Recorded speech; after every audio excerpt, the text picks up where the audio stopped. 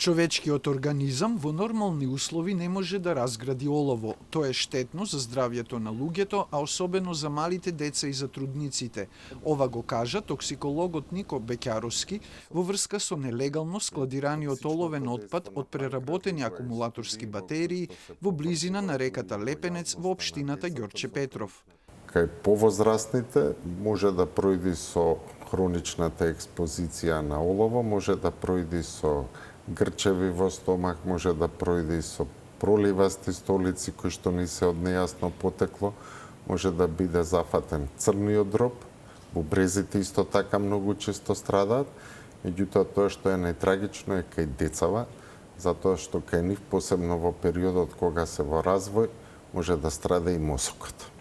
И додека лекарите алармираат за можните штетни последици од ширењето на частичките од оловната згура депонирана на приватен имот, Инспекторатот за животна средина ја проверува документацијата на фирмата Рецикл Екостарт, која се занимава со преработка на акумулатори и производство на рафинирано олово и оловни легури.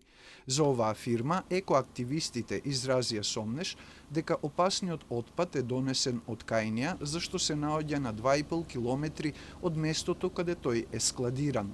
А за составот на отпадот се чекаат резултатите од анализата која започна вчера.